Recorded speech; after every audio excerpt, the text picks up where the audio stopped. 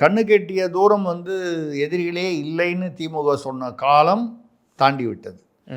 திமுக ஏன்னா மக்களிடையே வந்து அதிருப்தி, வெறுப்பு, எரிச்சல் இருக்கும் பொழுது அது மட்டுமே வாக்குகள்.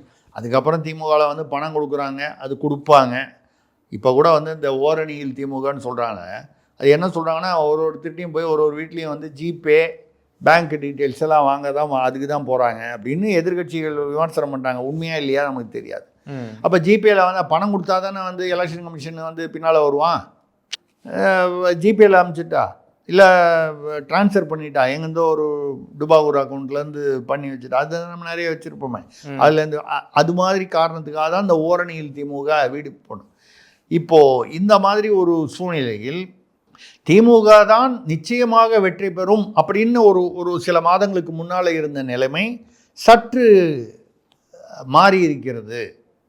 இட் இஸ் எனிபடிஸ் கேம் அப்படிங்கிற ஒரு நிலைமைக்கு வந்திருக்கிறது என்பது தான் உண்மையானது.